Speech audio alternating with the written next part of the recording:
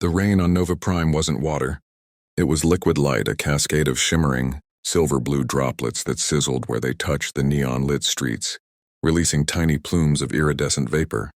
It was beautiful, and to Lyra, standing frozen under the awning of the Starlight Emporium, it felt like the universe itself was crying for her. She clutched the small, hand-woven data crystal, a gift, a stupid, hopeful gift, so tightly its edges bit into her palm. Across the crowded promenade, beneath the holographic sign of the Gravity Well Lounge, she saw him, Kalen. His handsome, sharp-featured face, all cool blues and graceful silver skin, was contorted in a laugh she couldn't hear. His arm was draped around another girl, a fellow Zill from a higher spire district, her bioluminescent markings pulsing a mocking rhythmic pink. He mimicked a clumsy gesture, her gesture, the way she'd nervously tucked her sensory tendrils behind her ear, and his friends erupted in silent, cruel mirth. The data crystal, which held a carefully curated collection of human folk songs she thought he'd find fascinating, slipped from her fingers.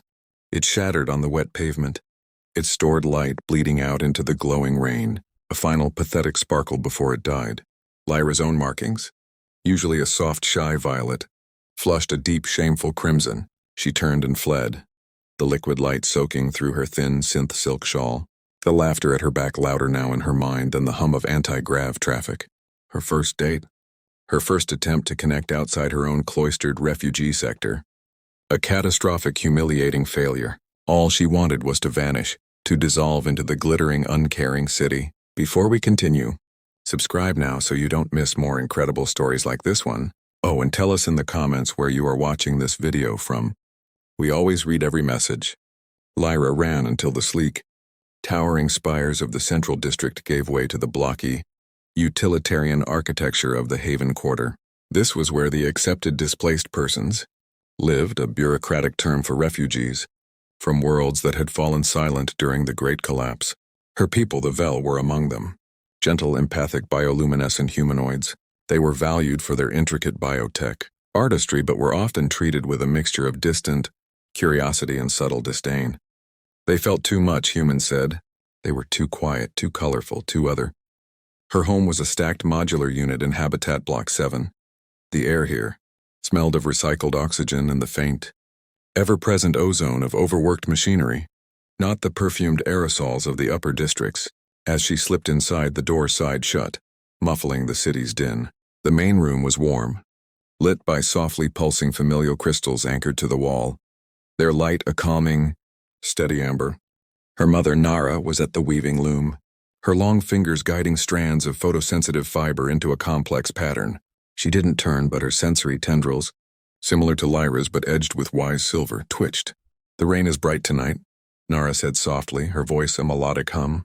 "It is," Lyra replied, her voice thick. She kept her back turned, pretending to study the pattern on the loom, a depiction of their lost homeworld's twin moons. "Your light is bruised, my star," Nara said, finally turning. Her large, luminous eyes, the color of a deep lagoon, held no judgment, only a weary understanding. "The Xyle boy." Lyra simply nodded, the motion causing a hot tear to escape and trace a glowing path down her cheek. Nara rose and enfolded her in an embrace. Lyra melted into it, her bioluminescence flickering with distress. "I thought if I tried to understand their culture, their music, I just wanted to belong here. This city has a hard light, Lyra. It shines, but it gives little warmth.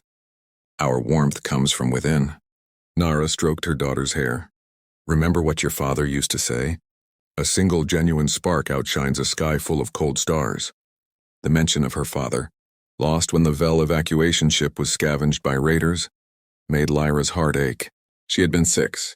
His memory was a fuzzy, warm glow like the familial crystals.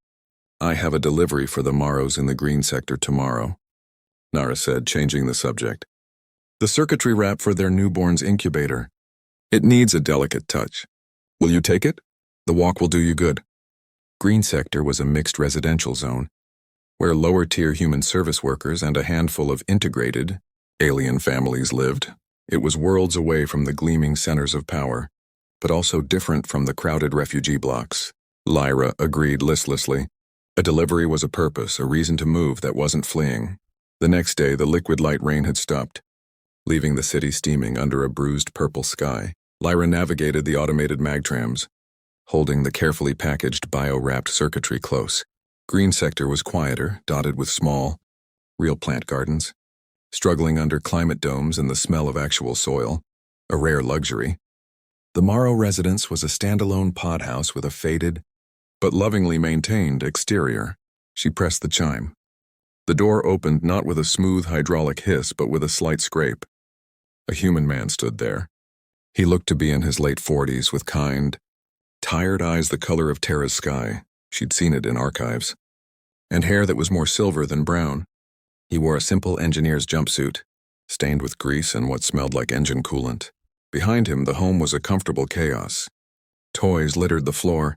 The soft babble of a children's holo program came from one room, and the rich, savory smell of something cooking, real food, not nutrient paste, filled the air.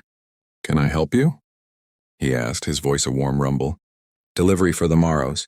"From Nara of the Vel," Lyra said, her voice barely above a whisper. She extended the package, her markings pulsing a timid blue. His face broke into a smile that reached his eyes, crinkling the corners. "The regulator wrap. You're a lifesaver. Come in, come in. I'm Elias." He stepped back. "Mind the toys. We're in the middle of a critical Starship deployment mission." Lyra hesitated, then stepped inside. The warmth was immediate and not just thermal.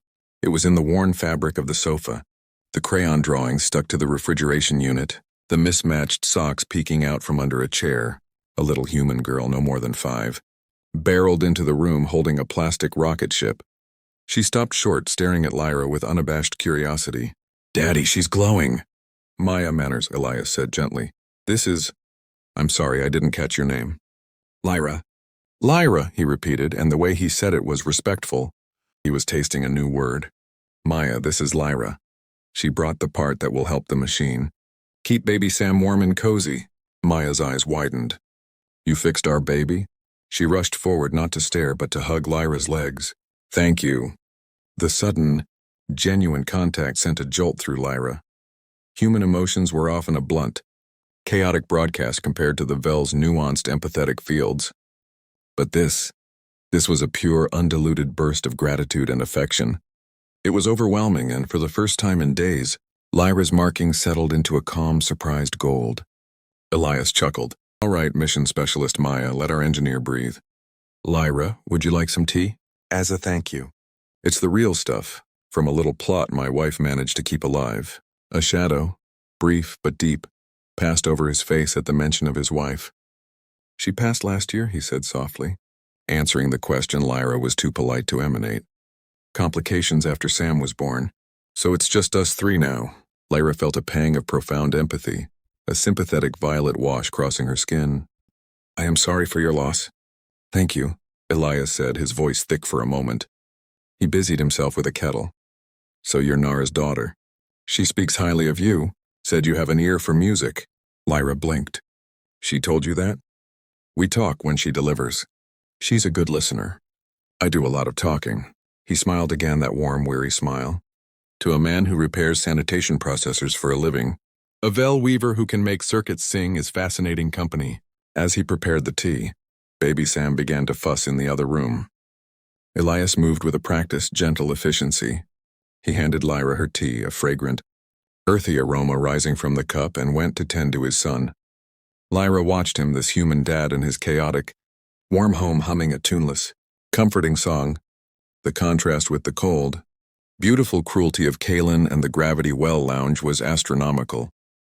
Here in this modest pod, she felt more seen, more acknowledged, than she ever had on her supposed date. It was the first hint of a different kind of connection, a mystery of how such profound warmth could exist in the galaxy's cold cracks. Lyra began visiting the Morrow household. It started with excuses, checking on the circuitry wrap's integration, delivering a small woven thank you gift from Nara. But soon, it needed no pretext. For Elias, she was a quiet, calming presence who didn't mind his rambles about failing reactor cores and who looked at his children with a wonder that made the daily grind feel lighter. For Maya, she was a magical, glowing friend who could make pretty light patterns on the ceiling. For baby Sam, her innate, soothing, empathetic field seemed to ease his colic in a way nothing else could. For Lyra, it was sanctuary, One afternoon, she found Elias in his small garage workshop, battling with a broken household drone, its manipulator arms twitching uselessly. He was frustrated, a low-grade anger simmering beneath the surface. The damn regulator's shot. Corporate-made, proprietary part. Cost half a week's wages. He kicked the tool chest lightly. Sorry, just... It's been a day. Got passed over for a foreman promotion. Again. Guy with half the experience, but the right background got it. Lyra knelt beside the drone. She closed her eyes, extending her fine sensory tendrils. To her perception, machinery wasn't just parts. It had a flow, a rhythm of energy and data. The Vel understood symbiotic systems intuitively. She felt the blockage, the corrupted pathway in the microregulator. Do you have any discarded biogel from Sam's old incubator sensors? She asked quietly. Elias looked puzzled but rummaged in a bin, handing her a small half-used capsule of conductive gel. Lyra took a fine tool and a strand of her own hair, a photosensitive Vel filament. She carefully applied the gel, threading the filament into the drone's access port with impossible delicacy. She hummed, a low, resonant frequency that made the air vibrate. Her fingertips glowed a soft blue. Elias watched, mesmerized. The drone's arm twitched, then settled. Its diagnostic light flickered from red to a steady green. It whirred to life, performed a perfect calibration cycle, and then went still, awaiting orders. Elias was silent for a long moment. Lyra, that was... It is just a small trick, she said, withdrawing her tendrils, suddenly self-conscious. My people, we interface. We find harmony in systems. It is not meant for fixing junk drones. He laughed, a sound of pure astonishment. Lyra, that's a miracle. That proprietary part is a scam. You sung it back to health. He looked at her with new eyes, not just as a kind alien girl, but as someone possessing a profound, untapped skill. Do you know what this could mean? For the people here in Green Sector, in the Haven, we're bled dry by these corporate parts. If you could... He stopped, seeing the fear in her luminous eyes. The Vel were cautious. Their gifts had made them targets before. I'm sorry, he said quickly. I got ahead of myself. Your secret is safe here. I promise. The moment deepened their bond. It was a secret shared. Elias began to see the subtle signs of Lyra's loneliness. The way she flinched at loud noises that weren't Maya's laughter. The way she sometimes stared at the familial crystals on his mantle, a human tradition of glowing stones with a profound longing. He, in turn, shared more about his wife, Clara, about his dreams of giving his kids more than a life of repair, debts and corporate quotas. One evening, as Lyra helped Maya build a fort out of sheets, Maya asked, Lyra, why do you live so far away? Why don't you live here with us? Lyra's light flushed a gentle pink. My home is with my mother, little light. But you're sad there, Maya stated with the brutal honesty of a child. You're happy here. Daddy's happy when you're here. He smiles like he used to with Mommy. Elias, overhearing from the kitchen, froze. The truth of it hung in the air, tender and terrifying. He wasn't looking for a replacement for Clara. That was impossible. But Lyra's presence had filled a silent, aching space in their home. He cared for her deeply. A protective, paternal, and perhaps something more complicated. Feeling had taken root. The mystery of Lyra's past began to unravel slowly. She spoke of her father, a master weaver of light and data. She described the Vel homeworld not as a place of great technology, but of great harmony, where cities grew like crystals and sang with the planetary magnetic field. The Great Collapse was not just an attack, she whispered one night. The city lights glittering outside the window. It was a silencing. A song was stopped. My people, we are the last verse. Trying to remember the tune. Elias listened, his engineer's mind beginning to piece things together. The Vel weren't just refugees. They were living archives of a lost civilization's consciousness. Their art was more than decoration. It was encoded memory, stored in their bioluminescence and woven into their crafts. The corporate factions that now ruled Nova Prime likely knew this. It explained why the Vel were kept in the Haven, segregated, monitored but not fully integrated. They were a resource to be studied, harvested, or controlled. The tension rose quietly under the surface of shared meals and repaired toys. The danger wasn't a looming monster, but a systemic silent pressure. Elias started noticing unmarked hover vehicles near the block when Lyra visited. He saw a man in a sharp suit, not from any city department he knew. watching his pod house from a distance. The warmth of their newfound family was real, but the cold outside was starting to notice the light within. The twist began on a day that felt like any other. Lyra was at the Morrows, teaching Maya how to weave a simple light catcher with string and discarded photic cells. Elias was in the workshop, Lyra having just helped him miraculously resurrect a failing environmental regulator for the entire block, a act that would save dozens of families from exorbitant fees. The door chime buzzed, unusually insistent. Elias wiped his hands, answering. Two people stood there. One was a severe-looking woman in the stark uniform of NOVA, Prime's Xenocultural Integration Bureau, XIB. The other was the man in the sharp suit. His eyes were cold, analytical. Elias Morrow?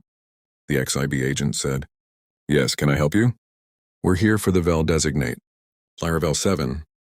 We have reason to believe she is in unauthorized domicile and is engaged in unlicensed biotechnical manipulation. Her voice was flat, bureaucratic. Elias's blood ran cold.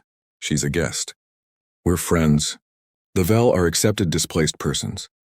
Their residence and work permits are restricted to the Haven, quarter for their own protection and cultural preservation, the suit said. His nameplate read, Dr. Eris Thorne, Omnicore Biotech. Her activities here violate Sector 7 statutes. More importantly, she is utilizing proprietary Vel, neural interface techniques outside of approved Omnicore research channels. Lyra appeared in the hallway behind Elias, her light dimmed with fear. Maya clutched her leg. Daddy? It's okay, Pumpkin, Elias said, his voice steady though his heart hammered. These people are just confused. There is no confusion, Mr. Morrow, Thorne said, his gaze locking onto Lyra with predatory interest. The Vel are a fragile species. Their integration must be managed. Their unique abilities are a matter of galactic intellectual property, derived from their refugee status support contracts. She comes with us. She will be relocated to a more suitable, supervised environment where her talents can be properly cultivated. Cultivated. The word hung in the air like a threat. This wasn't about rules. This was about possession. She's not a thing to be cultivated, Elias said, squaring his shoulders. Blocking the doorway. She's a person, and she's under my protection. The XIB agent's hand went to the stun prod on her belt. Do not interfere, citizen. This is a xenocultural matter. Lyra stepped forward, her markings pulsing a brave, defiant gold. Do not threaten him. I will go. She looked at Elias, her eyes full of a sorrow deeper than the one from her failed date. This was a loss of an entire future. Please, Elias, for Maya and Sam. No, Elias said, the word final. He saw it all now, the real reason for the Vel's segregation. They weren't just refugees. They were a patented resource. Omnicore, and probably the government didn't want them integrating. They wanted them contained. Their proprietary biological tech studied and monetized. Lyra's kindness, her fixing of things, had flagged her as a viable specimen. He had led them right to her with his wonder at her gifts. Thorne smiled, a thin, unpleasant thing. Your protective instincts are commendable but misplaced. The Vel are wards of the state, Mr. Morrow. Their well-being is our priority. Their emotional attachments to humans are documented phenomena, a side effect of their empathic leakage. It is not real bonding. It is biological mimicry for survival. The twist landed like a physical blow. Was it real? The doubt, cruel and insidious, slithered into Elias's mind. Was her warmth just a reflex? Were the quiet moments, the shared smiles, just her empathic nature mirroring his own need for connection? He saw the pain fracture across Lyra's face. The cruelest cut wasn't the threat of taking her. It was the poisoning of what they had. That is a lie, Lyra whispered, her light flickering chaotically. Is it? Thorne pressed. Your people form quick, intense bonds with any species that shows them kindness. It's a well-documented survival mechanism from your homeworld's ecosystem. You are, biologically, incapable of discerning deep personal connection from pragmatic social mimicry. You feel what you need to feel to be safe. Elias stared at Lyra, searching her glowing eyes. He saw the horror there, the fear that he might believe it. And in that moment, the doubt shattered. He saw her. Not a reflex, not a mimic. He saw the girl who remembered his favorite tea, who drew silly pictures with Maya, who sat with Sam for hours just to soothe him. That wasn't mimicry. That was love in its purest, most selfless form. The stakes were now life and death. It wasn't just about losing a friend. It was about Lyra being taken to become a lab subject, her beautiful, harmonious essence dissected and sold, and it was about his family losing the light that had brought them back to life. "Get off my property," Elias growled, his voice low and dangerous. The XIB agent activated her stun prod. Thorn sighed. A regrettable necessity. As the agent moved forward, a small, fierce ball of energy shot past Elias. Maya threw herself at the agent, pounding her little fists on the woman's leg. "You leave Lyra alone. She's our friend." The distraction was a second. A precious second. Lyra didn't run. She reached out not to attack but to connect. She pushed a wave of pure, unshielded emotion, not just her own, but what she had absorbed in this house. Elias's protective love, Maya's fierce joy, Sam's innocent trust, the lingering echo of Clara's memory. It was a telepathic burst of family. The XIB agent, a human with minimal empathic shielding, staggered as the raw, complex emotion hit her neural pathways. She didn't feel pain. She felt an overwhelming, disorienting surge of love, loss, hope, and warmth. Her eyes filled with involuntary tears. The stun prod clattered to the floor. Thorn, who wore a subtle neural dampener, was unaffected. "Interesting," he murmured, pulling a more serious device from his coat, a neural suppressor. "A defensive emotional broadcast, catalog that." Elias didn't hesitate. He grabbed the fallen stun prod and drove it into Thorn's side. The man convulsed and fell. Elias then turned to the dazed agent. "Tell your bosses she's gone. Tell them you couldn't find her, or next time I won't aim for the suit." The agent, shaking, nodded mutely and fled, leaving Thorn unconscious on the step. Elias slammed the door, locking it. He turned to see Lyra holding a sobbing Maya. Her light was pale, shocked. "They will be back," she said, her voice hollow. "With more. I have brought danger to your home." "No," Elias said, kneeling before them. "They brought the danger. We brought the light. And we're not letting it go out." The hard decision was made. They couldn't stay. He looked around the chaotic, warm pod house, the only home his children had known. "We have to leave. All of us." The next hours were a frantic, hushed preparation. Elias activated a plan he'd never hoped to use, a contingency for if life in Nova Prime became untenable. He had an old, decommissioned sector runner starship, the Kestrel, in a long-term storage dock. It was his someday project, the dream he and Clara had of seeing the galaxy. Now it was their lifeboat. Lyra contacted Nara through a secure, encrypted channel the Vel used for emergencies. The news was grim. Hypes and Omnicore agents were already swarming Habitat Block 7, questioning everyone. Nara was safe for now, hidden by her community. But Lyra could not return. "You must go, my star," Nara's holographic image whispered, her light flickering with fear and resolve. The song must continue. Your father's last weave. It is not just art, it is a key. It is a map to where the song was silenced. I have hidden its true core within the gift you made for the human boy. Find it. Find the truth. Lyra's heart clenched. The shattered data crystal. The pieces were likely still lying in the gutter by the Gravity Well lounge. They had to retrieve them. Under the cover of the artificial night cycle, they moved. Elias, with a father's desperate efficiency, packed essentials, tools, nutrient packs. Clara's old star charts. The children's favorite toys. Lyra soothed a confused Sam, her empathetic field wrapping him in a bubble of calm. Maya understood only that they were going on a big adventure in Daddy's spaceship to keep Lyra safe, which to her was a glorious mission. The emotional core of the story now beat in the quiet moments between the fear.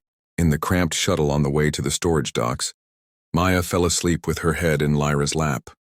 Lyra gently stroked the girl's hair, her fingers leaving faint, fading trails of light on the brown strands. "She trusts you completely," Elias said softly, piloting the shuttle through grimy maintenance tunnels. "It is a trust I do not deserve if it puts her in danger," Lyra murmured. "Love isn't about deserving, Lyra," Elias said, his eyes on the tunnel ahead. "It's about giving, and you've given us more than you know." He took a shaky breath. "What Thorn said about mimicry, you should know. I never believed it." "Not for a second." Lyra looked up, her eyes glowing softly. "But you hesitated. I felt it.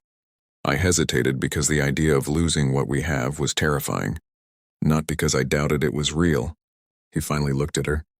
"What we have, this family, It's messy and it's complicated and it's built on loss. But it's real. I know real. I had it with Clara. This is different, but it's just as real. Tears glowing like liquid stars streamed down Lyra's face. In all my life, I've only felt such harmony once before. With my parents on our homeworld, listening to the song of the deep crystals. This, you Maya, Sam, this is my song now, and I will not let it be silenced. It was a declaration, not of romantic love, but of a deeper, chosen familial bond. They were a unit now. Retrieving the crystal fragments was a tense cloak and dagger operation. Elias created a distraction near the lounge, triggering a minor power surge that dimmed the lights. Lyra, shrouded in a worker's drab poncho, darted to the gutter. There, among the glittering runoff, she found the shattered pieces. She gathered them into a pouch, her heart aching with the memory of the humiliation that now, ironically, held the key to her people's salvation. On board the Kestrel, as Elias fired up the ancient engines that groaned in protest, Lyra pieced the crystal together on a workbench. Using her innate connection, she activated the fragments. The human folk songs had been a surface layer. Beneath it, revealed only by her father's unique biosignature and her own empathic trigger, was a stunning three-dimensional star chart. It pointed to a sector on the edge of known space, labeled in flowing Vel script, the silence. And there was a message, her father's voice encoded in light. For my Lyra, when you are ready to hear not just a song but a symphony. The collapse was not an end. It was a chrysalis. We are not the last verse. We are the interlude. Find the conductor. The revelation was staggering. Her people weren't the sad remnants of a dead culture. They were something else. Waiting, hoping, as the Kestrel broke atmosphere. Shaking violently, alarms blaring, Elias fought the controls. Sam wailed in his crash couch. Maya screamed, "Daddy!" Systems. Instead, she reached for Elias. She placed her hands on his shoulders and let her empathy flow into him, not to control but to harmonize. She shared his fear, his determination, his love for his children. She amplified his focus, dampened his panic. She became his co-pilot in spirit. Elias's breathing steadied. His movements became smoother, more precise. I see it. The alignment. Just a little more. He pulled back on the thrusters, riding a plasma surge. The Kestrel stopped shaking. The alarm ceased. They were through into the calm, star-dusted blackness of open space. In the sudden quiet, panting, Elias looked at Lyra, her hand still on his shoulders, her light intertwined with the ship's console glow. We're clear. They had escaped Nova Prime. They were fugitives now. A human mechanic, his 2 children, and an alien girl with a map to a galaxy-shattering secret in her pocket. The emotional bond was forged in sacrifice and sealed in the silent, understanding that passed. Between them in the cockpit's dim light, they had chosen each other. Family wasn't a species. It was a song you decided to sing together. Weeks passed on the Kestrel. Life settled into a fragile routine of jumps, repairs which Lyra and Elias performed as a seamlessly integrated team, and caring for the children. They were headed for the fringe sector on the star chart. But Omnicore and the XIB were not idle. Dr. Eris Thorne had a vested interest. Lyra's display of powerful, targeted empathy was a breakthrough. She wasn't just a specimen. She was the key to mastering Vel Biotech, a deep space tracker, secretly placed on the Kestrel during the scuffle at the house. Let a sleek Omnicore intercept cruiser to them, just as they reached the edge of the marked sector. The sector wasn't empty. It was filled with a nebulous, sensor-scattering dust cloud, the silence. Unidentified vessel Kestrel, Thorne's voice crackled over the comm. You are harboring a restricted biological asset. Cut your engines and prepare for docking and transfer. There is nowhere to run. Elias looked at the ominous cloud ahead and the powerful cruiser closing in behind. Like hell there isn't. He pushed the Kestrel to its limits, diving straight into the nebula. The cloud was alive with strange energy. Sensor arrays went blind. Navigation systems spun uselessly. The Omnicore cruiser followed, its superior systems faring only slightly better. It was a blind chase through a labyrinth of glowing, dust and rogue electrical discharges. The chart, Lyra said, her eyes closed, interfacing with the crystal. It's not a spatial map. It's a harmonic one. We must follow the resonance. She began to hum, the same frequency she'd used to heal the drone.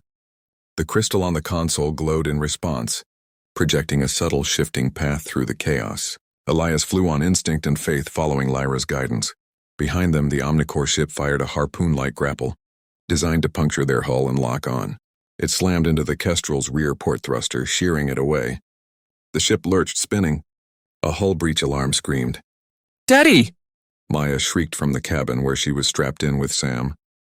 Elias, the integrity field on Deck 2 is failing, Lyra reported. Her voice strained as she split her focus between the harmonic path and the ship's agonized systems. I have to manually seal it, Elias yelled, unstrapping. You have to keep us on the path, Lyra. You have to fly. I cannot. I am not a pilot. Yes, you are. With me, you are. He met her eyes. Harmonize. Remember? He dashed out of the cockpit into the shuddering, sparking corridor. Lyra, terror turning her light white, slid into the pilot's seat. She placed her hands on the controls. She didn't try to understand them. She reached out with her empathy, feeling the Kestrel as Elias felt it, a stubborn, brave, hurting extension of himself. She felt the hum of the engine, the strain of the hull, the pull of the Omnicore grapple, and she felt Elias, his determination like a drumbeat in the chaos. She began to fly, not with technical skill, but with symbiotic intuition. The ship responded, moving with a strange, graceful fluidity through the nebula.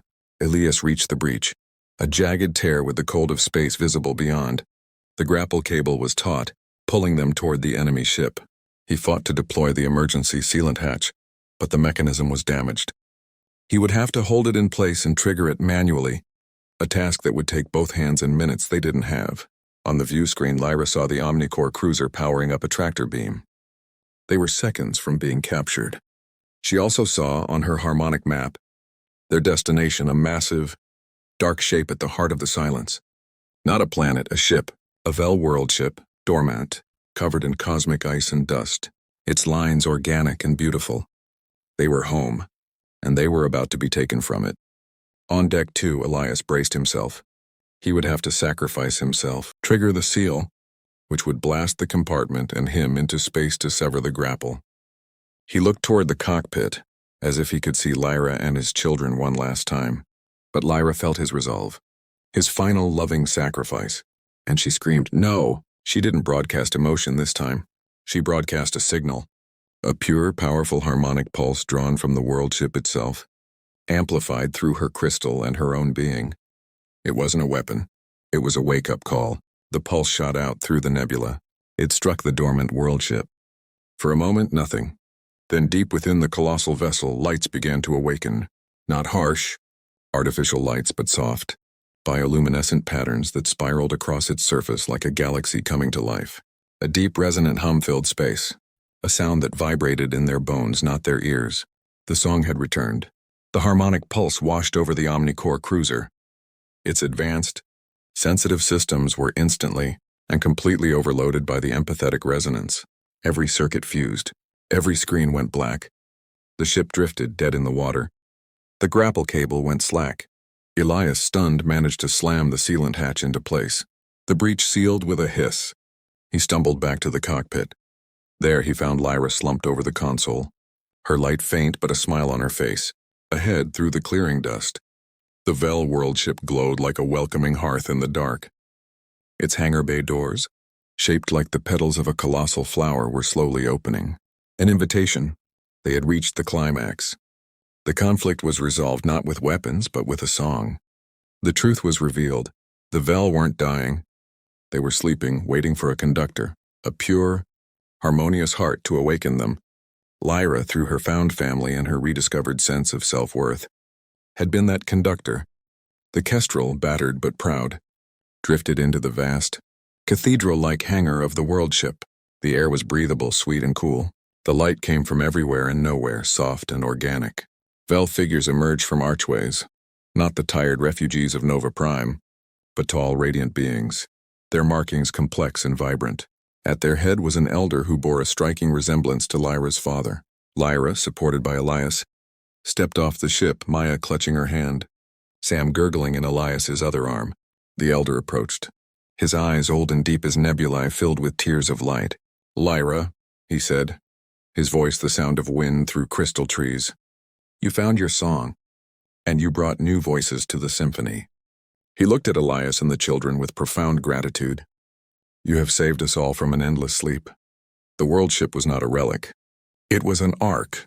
The collapse had been a strategic retreat, a transformation into dormancy to escape a galactic scourge that consumed technology, a scourge they now realized.